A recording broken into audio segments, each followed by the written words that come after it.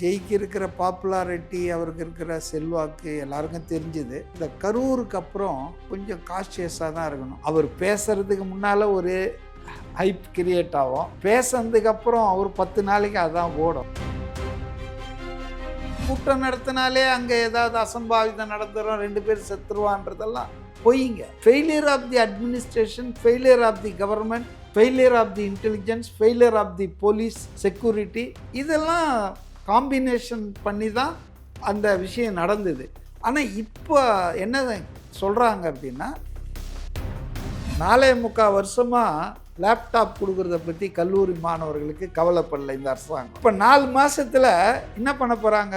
கல்லூரி மாணவர்களுக்கு நாங்கள் லேப்டாப் கொடுத்து காசு அவங்களுக்கு மிச்சம் பண்ணோம், ஓட்டை அவங்க எங்களுக்கு போடணும். ஸோ எல்லாமே வந்து எலெக்ஷனில் ஜெயிக்கணும், ஓட்டை வாங்கணும், நீ செய்ப்பா, உங்க சொந்த காசில் செய். காவல்துறை இது மாதிரி நிபந்தனை எல்லாம் போடுறதுக்கு உள்நோக்கம் இருக்குமானா இருக்கும். இவர் எதிர்க்கிற பாஜக கூட்டணி தான் அங்கே இருக்கு. திமுக தமிழ்நாட்டில் கொடுக்குற தொல்லை மாதிரி அந்த அளவுக்கு கொடூரமா வன்மமா இல்லைனாலும் பாண்டிச்சேரியில் இருக்கிற காவல்துறையை பயன்படுத்தி பாஜக ஆட்கள் கொஞ்சம் நெருக்கடி கொடுப்பாங்கல்ல. எனக்கு கிடைச்ச தகவல் என்னன்னா,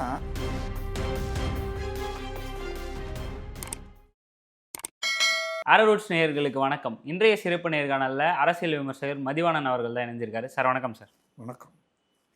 சார், நீண்ட நாளுக்கு அப்புறம் ஒரு பொதுக்கூட்டம் ஏற்பாடு பண்ணியிருக்காங்க தாவேகா தலைமையிலேருந்து, அதுவும் பாண்டிச்சேரியில். அதுவும் இல்லாமல் ஒரு 5000 நபர்கள் மட்டும்தான் அலோடுன்றதை சொல்லியிருக்காங்க. இது எப்படி சார் பார்க்குறீங்க? இது சாத்தியமா? முதல்ல போலீஸ் வந்து அந்த நிபந்தனையில தான் வந்து இவங்களுக்கு அனுமதியே கொடுத்துருக்காங்க பாண்டிச்சேரியில். அதை பண்ண முடியுங்க. தலைமையே இன்றைக்கி அறிக்கை கொடுத்துருக்காங்களே, யாரும் தமிழ்நாட்டிலேருந்து வரக்கூடாது அப்படின்னு. அதனால் வந்து 5000 பேருக்கு அவங்க கியூஆர் கோடு போட்டு ஐடியெலாம் கொடுத்து தான் உள்ளே விடுவாங்க. இது ஒரு கட்டத்தில் தேவை தான் நினைக்கிறேங்க. அதாவது ஜெய்க்கு இருக்கிற பாப்புலாரிட்டி, அவருக்கு இருக்கிற செல்வாக்கு எல்லாருக்கும் தெரிஞ்சுது, நமக்கு ஒன்றும் புதுசு இல்லை. ஆனாலும் இந்த கரூருக்கு அப்புறம் ஒரு 41 பேர் வந்து இறந்ததுக்கப்புறம் எல்லாருமே எவ்ரிபடி வாய்ஸ் ஆஃப்டர் த ஈவெண்ட்டுன்னுவாங்க. அதுபோல் அந்த நிகழ்வுக்கு பிறகு கொஞ்சம் கான்ஷியஸாக தான் இருக்கணும். தமிழ்நாட்டில் தானே நடந்தது அப்படின்றதுக்காக பாண்டிச்சேரியில் இன்னொரு வாட்டி நடக்க விடுவாங்களா? இப்போ நமக்கு வந்து எங்கே நடந்தாலும் செய்திகள் அந்த பாண்டிச்சேரி அரசு காவல்துறையும் பார்க்குதில்ல. அப்போ பெட்டர் நம்மளும் கொஞ்சம் கேர்ஃபுல்லாக இருந்துக்கலான்ற மாதிரி இருந்திருக்காங்க. பட்டு அவருக்கு இருக்கிற அட்வான்டேஜே விஜய்க்கு என்னென்னா, மற்ற யாருக்குமே இல்லாத அட்வான்டேஜ். அவர் 5000 பேர்கிட்ட பேசுகிறாரா, 10,000 பேர்கிட்ட பேசுகிறாரா இல்லை, லைவில் வந்து டிவி சேனல்ஸ் அதை லட்சங்கோடி கணக்கான பேர்கிட்ட கொண்டு போய் சேர்த்துருவாங்க. அதனால் அது வேறு யாருக்கும் அந்த அட்வான்டேஜ் இல்லை மீடியாவில். அதுக்கு காரணம் மீடியாவில் வந்து டிஆர்பி ரேட்டிங் வந்து விஜய் இதை போட்டால் எகிருதுன்றதால அவங்களும் அது ஒரு சுயநலத்தில் தான் பண்ணுறாங்க. இல்லைன்னா அவங்க வந்து ஆட்சியில் இருக்கிறவங்கள்ட்ட தான் போட்டு காட்டுவாங்க. ஆனால் யார் பார்க்கறது? பார்க்கணும் இல்லையா? அதை கட்டாயப்படுத்த முடியாது, இதை நீ பாருன்னு. அதனால் வந்து விஜயினுடைய இந்த ஸ்பீச்சஸ், அவருடைய கூட்டங்கள், மகாநாடுகளில் நேரலையில் போடுறாங்கும்போது அங்கே எத்தனை பேர் ஃபிசிக்கலாக ப்ரெசண்ட்டுன்றது அது ஒரு இம்மெட்டீரியல். ஆனால் அதையெல்லாம் லைவில் பார்க்குறாங்க இல்லையா? அதுக்கு அடுத்த 10 நாளைக்கு அதானே பேசிகிட்டு இருப்பாங்க. அவர் என்ன பேசினார், சில பேர் டீகோட் பண்ணுவாங்க. அவர் வந்து இருக்கணும்னு சொன்னதை கொடுப்பாருன்னு சொல்லிடுவாங்க. மோட்டார் சைக்கிள் வீடு இருக்கணும், மோட்டார் சைக்கிள் இருக்கணும்னாரு, மோட்டார் சைக்கிள் கொடுக்க போகிறாருன்றாங்க. அந்த மாதிரி அவர் பேசுகிறதுக்கு முன்னால் ஒரு ஹைப் கிரியேட் ஆகும், பேசுனதுக்கப்புறம் அவர் 10 நாளைக்கு அதான் ஓடும். அதனால் ஈஸியாக very popular politician in India as of now. ஒரு தொகுதிக்கும் சுமார் ஒரு 100-200 டிக்கெட் கியூஆர் கொடுக்குறாங்கன்ற மாதிரி இருக்கும்போது, ஸோ இது வந்து மறுபடியும் வந்து ஒரு தியேட்டர் டிக்கெட் கொடுக்குற முறை மாதிரி இருக்குது. ஸோ அதை வந்து நான் போகணுன்றதுக்காகவும் இல்லை எனக்கு அது முன்னுரிமை கிடைக்கணுன்றதுக்காகவும் சிலர் வந்து அதை அதிகப்படியான பணம்லாம் கொடுத்து வாங்கணுன்ற ஆசைக்கும் வராங்க இல்லையா? ஸோ அப்போ இது ஒரு தப்பான இதுவாகுதா? இது பாஸோ இது டிக்கெட்டோ இல்லைங்க. இது வந்து உங்களுக்குன்னு முடிவு பண்ணி உங்களுக்கு கொடுக்கறது தான். நீங்கள் இதை யாருக்கும் கொடுக்க முடியாது, வேறு யாருக்கும் எக்ஸ்சேஞ்செலாம் பண்ண முடியாது. அப்படி இது டிக்கெட் மாதிரி கிடையாது, பாஸ் மாதிரி கிடையாது. பார்ட்டியில் உங்களை செலக்ட் பண்ணி நீங்கள் வரணும்னு போகிறாங்க, அவ்வளோதானே தவிர இது வந்துங்க அவராக உருவாக்குறது இல்லையே. காவல்துறை நிபந்தனை கொடுக்கும்போது இப்போ சட்டத்தை நம்ம மதித்து தானே ஆகணும். இப்போ காவல்துறை இது மாதிரி நிபந்தனைலாம் போடுறதுக்கு உள்நோக்கம் இருக்குமானா இருக்கும். இப்போ அங்கே ஆட்சி நடக்கிறது வந்து திமுக இல்லைனாலும் இவர் எதிர்க்கிற பாஜக கூட்டணி தானே அங்கே இருக்குது. என்ஆர் காங்கிரஸ் பாஜகவுடைய கூட்டணி சர்க்கார் தான் பாண்டிச்சேரியில் இருக்குது. அப்போ அதனால் திமுக தமிழ்நாட்டில் கொடுக்குற தொல்லை மாதிரி அந்த அளவுக்கு கொடூரமாக வன்மமாக இல்லைனாலும் பாண்டிச்சேரியில் இருக்கிற காவல்துறையை பயன்படுத்தி பாஜக ஆட்கள் கொஞ்சம் நெருக்கடி கொடுப்பாங்கல்ல. எனக்கு கிடைச்ச தகவல் என்னென்னா, இவருடைய ஃப்ரெண்ட்ஷிப், அதாவது புஷி ஆனந்துக்கும் என்ஆர் காங்கிரஸ் தலைவர் ரங்கசாமிக்கும் ரொம்ப நாள் நட்பு இருக்குது.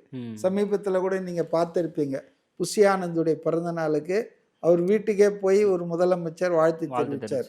ஸோ அவங்களுக்குள்ள ஒரு பர்சனல் ஃப்ரெண்ட்ஷிப்பு எல்லாம் இருக்குது. ஸோ அதனால் வந்து தாவேகாவோட அவர் வந்து கூட்டணி போடுவார் அப்படின்றது தான் எல்லாரும் எதிர்பார்த்தாங்க.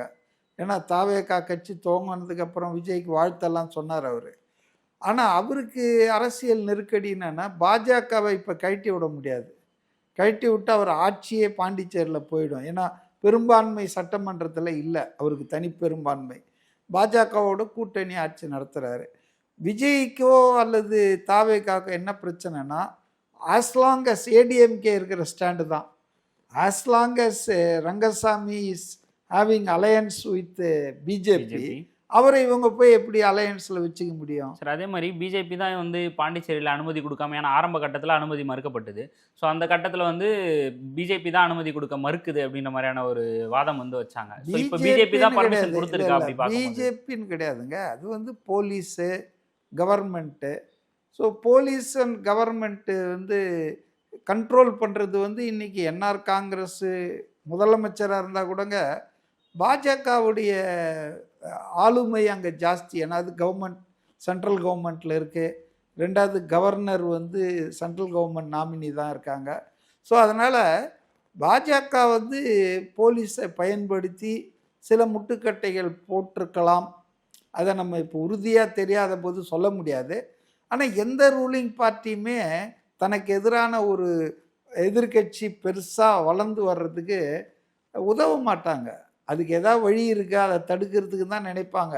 அது திமுகவாக இருந்தாலும் சரி, பாஜகவாக இருந்தாலும் சரி, என்ஆர் காங்கிரஸாக இருந்தாலும் சரி.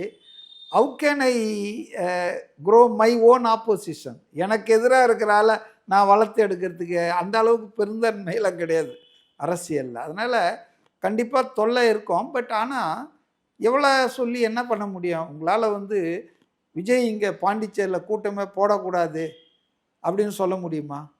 அப்புறம் கோர்ட்டுக்கு போவாங்க. இந்தியாவில் இருக்கிற எல்லாருக்குமே தன் கொள்கையை பிரச்சாரம் பண்ணுறதுக்கு, மக்கள்கிட்ட போயிட்டு தன்னுடைய கட்சியினுடைய கொள்கைகளை சொல்கிறதுக்கு ஜனநாயக உரிமை இருக்குது. அதை யாராலும் தடுப்பு. ஆனால் அதை சொல்கிறதுக்கு உரிய அனுமதியை உரிய அதிகாரிகளிடம், நிர்வாகத்துக்கிட்ட வாங்கி சொல்லணுன்றது ஓகே. அதான் இவங்க கேட்குறாங்க. இவங்க இழுத்தடிக்கலாம், நிபந்தனை போடலாம், டிலே பண்ணலாம். ஆனால் மறுக்க முடியாது அவுட்ரைட்டாக. எதுக்கு மறுப்பாங்க? இம்முறை வந்து புதுச்சேரியில் என்ன மாதிரியான பாதுகாப்பு ஏற்பாடுகள் வந்து தாவேகாவின் இதுலேருந்து செய்யப்பட்டிருக்கு? இந்த முறை எந்த அசம்பாவிதமும் நடக்காதுன்றதுக்கு நம்பலாமா? அப்படி ஒரு விஷயம் இருக்கா? ஏன்னா 5000 பேருன்னு உள்ளே சொல்லியிருந்தாலும் விஜய் வந்தாலே வந்து ஒரு கூட்டம் வரக்கூடிய வாய்ப்பு இருக்குது இல்லையா? ஸோ அதை எப்படி பார்க்குறீங்க சார்? அதாவது வந்துங்க, விஜய் கூட்டம் வந்தாலே ஏதாவது பலியாயிடும், அசம்பாவிதம் நடந்துடும் அப்படின்ற ஒரு கருத்து உருவாவது என்பது தப்புங்க. அது கரெக்ட் இல்லை, உண்மையும் இல்லை. ஏன்னா இதை விட பன்மடங்கு 10-13 லட்சம் கலந்துக்கிட்ட விக்கிரவாண்டி மாநாட்டில் எந்த அசம்பாவிதமும் நடக்கலை. அதுக்கப்புறம் 1.5 வருஷத்துக்கு மேலே அனுபவம் வந்தாச்சு. மதுரை மாநாட்டில் நிறைய லட்சக்கணக்கில் கலந்துக்கினாங்க, அதுலேயும் பிரச்சனை வரல. இந்த மக்கள் சந்திப்பில் கூட திருச்சியிலேருந்து திருச்சி ஏர்போர்ட்லேருந்து மரக்கடைக்கு போகிறதுக்கு 5-6 மணி நேரம் ஆச்சுங்க. ஸோ க்ரௌட் வாஸ் ஸோ மச்சு. அங்கேயும் எதுவும் ஆகலை. திருவாரூர் போனாங்க, நாகப்பட்டினம் போனாங்க, அரியலூர் போனாங்க, நாமக்கல் போனாங்க, எங்கேயும் எந்த பிரச்சனை இல்லை. Only in Karur it has happened. இப்போ அது கூட வந்து இன்றைக்கி டிபேட் ஆகிட்டுருக்கு. சிபிஐ விசாரணை போயிட்டு இருந்தாலும் இப்போ நிர்மல்குமார்லாம் வந்து சிபிஐ கிட்ட போய் தங்களுடைய தரப்பு சாட்சியத்தையோ அல்லது கேட்ட கேள்விக்கு பதில் சொல்லிட்டு வரும்போது அவர் செய்தியாளர் சந்திப்பில் என்ன சொன்னார்னா, இது ஒரு சதி செயல்ன்றார். அது ஒரு இன்சிடெண்ட்டோ ஆக்சிடெண்ட்டோ இல்லை, ஆனால் இது ஒரு கான்ஸ்பிரசி, கொஞ்சம் பேர் திட்டமிட்டு நடத்திய படுகொலைன்ற அளவுக்கு அவர் போகிறாரு. அப்போ இது பெரிய விஷயம். அதுக்குள்ளே நம்ம இப்போ எந்த கருத்தையும் ஃபைனலாக சொல்ல முடியாது, பெண்டிங் என்கொயரி பை சிபிஐ. அதனால் வந்துங்க, விஜய் கூட்டம் நடத்தினாலே அங்கே ஏதாவது அசம்பாவிதம் நடந்துடும், 2 பேர் செத்துருவான்றதெல்லாம் பொய்ங்க. அது திட்டமிட்டு அங்கே வந்து காவல்துறையினுடைய அதாவது ஒரு உரிய ஏற்பாடுகள் செய்யாதது, தவறான இடத்த கொடுத்தது கூட்டம் நடத்துறதுக்கு. பல்வேறு காரணிகள், இதில் வந்து ஒரு காரணம்னு சொல்ல முடியாது. But failure of the administration, failure of the government, failure of the intelligence, failure of the police security, இதெல்லாம் காம்பினேஷன் பண்ணி தான் அந்த விஷயம் நடந்தது. ஆனால் இப்போ என்ன சொல்கிறாங்க அப்படின்னா, திட்டமிட்டு ஒரு குரூப் உள்ளே பூந்து வந்து செயின் ஸ்நாச் பண்ணியிருக்காங்க, பெண்களை வந்து தவறாக நடந்திருக்காங்க, ஸ்ப்ரே பண்ணியிருக்காங்க, இப்படியெல்லாம் வந்து இன்றைக்கி சொல்கிறாங்க பல பேர் வெளியே வந்து. அப்போ இதை நம்ம கணக்கில் எடுத்துக்கினோம்னா, விஜயினுடைய பிரச்சாரம் இப்படியே போகக்கூடாது. எவ்ரி சாட்டர்டே ஒவ்வொரு வாரமும் போச்சுன்னா நமக்கு பிரச்சனைன்னு சொல்லி நினைக்கிற யாரோ சில அரசியல் சக்திகள் கரூரில் இதுக்கு ஒரு முற்றுப்புள்ளி வைக்கணும், இவரை முடக்கிடணும் வீட்லேயே, பனையூர்லேயே. அப்புறம் பனையூர் விட்டு வெளியே வான்னு பேசிகிட்டு இருக்கலாம் இவரை முடக்கிட்டு. ஆக அவருடைய பிரச்சாரம் போக போக எல்லா மக்கள் மத்தியிலையும் எல்லா பகுதியிலையும் ஆளுங்கட்சிக்கு எதிராக அது திரும்ப இல்லையா? அதனால் வந்து திட்டமிட்டு செய்த சதி செயல் அப்படின்போது அதனால தான் கரூரில் நடந்ததான்னு கூட இன்றைக்கி ஒரு பெரிய கேள்வி வருது. ஸோ அசம்பாவிதம் எப்படி நடந்துடும்? இதை விட பெரிய பெரிய லட்சக்கணக்கான கூட்டங்களெல்லாம் எந்த விதமான அசம்பாவிதம் இல்லாமல் நடத்தி காட்டியிருக்கு தாவேகா. அதாவது அதுக்கு அனுபவம்லாம் இல்லாத போதே இப்போ அவங்கக்கிட்ட தொண்டர் படையை கொண்டு வந்துட்டாங்க, ஓய்வு பெற்ற போலீஸ் அதிகாரிகள் ட்ரைனிங் கொடுத்து அது ஒரு பெரிய இது வந்திருக்கு. அதே போல் அவங்களுக்கு ஒரு அனுபவம் டெய்லி வந்துட்டுருக்குல்ல. கரூருக்கு முன்னால் இருந்ததை விட இப்போ கரூருக்கு பின்னால் கொஞ்சம் இதாக இருப்பாங்க இல்லையா, சுதாரிச்சிட்டாங்க இல்லையா. அதனால் இது வந்து அசம்பாவிதம்லாம் நடக்காதுங்க. அதை வந்து நிச்சயமாக பிளான் பண்ணி திட்டம் போட்டு கரெக்டாக நடத்துவாங்க. அதை போலீஸ் சொன்னதால் 5000ங்க. இப்போ ஈரோட்டில் 16ஆம் தேதி பேசுகிறாருன்னு சொல்லி சொன்னாங்க இவர் செங்கோட்டையன். இப்போ அவங்க தெளிவாக சொல்கிறாங்க 75,000 பேர் இங்கே வருவாங்கன்னு சொல்கிறாங்க. அங்கே 75,000 பேருக்கு அனுமதி தருவாங்க. எப்படின்னா அதுக்கேற்ற இடம், பார்க்கிங். அதனால தான் இப்போ பார்த்த இடத்த மாற்றுறாங்க. ஏன்னா அந்த இடத்துல வருபவர்களுக்கு மட்டும் இல்லை. இந்தியாவில் எந்த கட்சிக்கும் இல்லாத ஒரு சூழ்நிலை, தர்ம சங்கடம் தாவேக்காக இருக்குது. ஏன் சொல்லுங்கள்? இங்கே ஆளுங்க வந்து குவியிறான். வராத கர்ப்பிணிகள் வராதீர்கள், நோயாளிகள் வராதீர்கள், குழந்தைகளை கொண்டு வராதீங்கன்னா அதெல்லாம் மீறிட்டு வராங்க. மற்ற கட்சிகள் அடிக்குதுங்க. கவர்மெண்ட்டு பவர், கவர்மெண்ட் மிஷினரியை மிஸ்யூஸ் பண்ணி பணத்தை கொடுத்து 300 ரூபா, அப்புறம் பிராண்டி, பிரியாணி எல்லாம் கொண்டு வந்தாலும் டக்குன்னு ஆளுங்க போயிடுறாங்க பாதியிலே எழுந்து. ஸோ மற்ற அரசியல் கட்சிகளுக்கு இல்லாத ஒரு தர்ம சங்கடம் என்னென்னா, இங்கே வராதிங்கன்னா கூட வந்து குவிகிறாங்க. இப்போ அதனால் அவங்க கொஞ்சம் லிட்டில் பிட் கேர் எடுக்க வேண்டியிருக்கு. அதுவும் இல்லாமல் கரூருக்கு அப்புறம் வந்து எல்லாருமே கொஞ்சம், இப்போ இன்னொரு விஷயம் அப்படி நடந்தால் அது ரொம்ப பெரிய பிரச்சனையாயிடும் இல்லையா? தாவேக்காவுக்கே வந்து ஒரு முறை ரைட்டு, 2வது முறையும் என்னையா இவங்க இதெல்லாம் கண்டுக்க மாட்டாங்களா, இப்போ தான் பார்த்தாங்களா, அதுக்கப்புறம் கேர்ஃபுல்லாக இருக்குவான். ஸோ அதனால தான் தாவேக்காவும் கொஞ்சம் கேர்ஃபுல்லாக 5000 பேர் QR கோடு தான், வாசலில் QR கோடு வச்சுட்டு கர்ப்பிணி வந்தால் கூட உனக்கு கார்டு இருந்தால் கூட போமான்றாங்க. நம்ம சுங்காச்சத்திரத்தில் பார்த்தோம். ஸோ அதனால் வந்துங்க கொஞ்சம் ஜாக்கிரதையாக இருக்கு. காரணம் பீப்புள் ஆர் ஸோ மச் பாப்புலராக இருக்கார், எல்லாரும் வராங்க. மற்ற கட்சிகளுக்கு காசு கொடுத்து கூப்பிட்டாலும் வரமாட்டேன்றான். இந்த எழுச்சி இல்லை, இந்த தள்ளு முள்ளுலாம் இல்லை. அங்கே அமைதியாக உட்காந்துட்ருக்காங்க. இது யூத்து, இளைஞர்கள், ஜென்ஸ் அந்த இது மாதிரி. ஸோ அதனால் வந்து இது நம்ம புரிஞ்சுக்கணும், அவ்வளோதான். சார் விஜய் அவர்கள் வந்து இம்முறை என்ன மாதிரியான பரப்புரைகளை மேற்கொள்ளவிருக்கிறார்? ஏன்னா போன முறை வந்து அவர் சொன்ன விஷயமெல்லாம் சர்ச்சையாச்சு, நம்மளே பார்த்தோம் அதை. அவர் வந்து நாங்கள் வந்து இதுக்கு வழிவகுப்போம் அப்படின்னு சொன்னதை வந்து அவர் பைக் தரப்போறாரு, சொந்த வீடு தரப்போறாரு, கார் வாங்கி தரப்போறாரு அப்படின்னு அவர் சொல்லவே இல்லையேங்க. அதான் சார், அவர் சொன்னதா தவறா புரிஞ்சுக்கிட்டு அவங்க ஒரு விமர்சனம் வச்சாங்க. அவர் வந்து இதற்கான சொன்னது வந்து மக்களுடைய வாழ்க்கை தரத்தை உயர்த்துவேன், மாநிலத்தின் பொருளாதாரத்தை மேலே கொண்டு போவேன், மக்களுடைய பர்ச்சேசிங் கெப்பாசிட்டி, வாங்கும், அதாவது அவங்க கையில் பண நடமாட்டத்தை அதிகப்படுத்துவேன், இதுக்கெல்லாம் ஆதாரமாக ஊழலற்ற நிர்வாகத்தை நான் நிறுவுவேன்றார். இன்னைக்கு நமக்கு எல்லாருக்கும் தெரியும், இப்போ இன்னைக்கு காலையில் கூட நேரு அமைச்சர் மேலே ஒரு கேஸ் ஃபைல் பண்ண சொல்லி இடி வந்து தமிழ்நாடு போலீஸ்க்கு அமைச்சிருக்காங்க. எல்லாம் 1000 கோடி லட்சம் கோடி தான் போயிட்டுருக்கு. ஏற்கனவே அவர் கண்ட்ரோலில் இருக்கிற முனிசிபல் அட்மினிஸ்ட்ரேஷனில் ஆட்கள் எடுத்த வகையில், ஆள் எடுத்த வகையில் 30 லட்சம் ஒரு பதவிக்குன்னு அது ஒரு கேஸ் போயிட்டுருக்கு.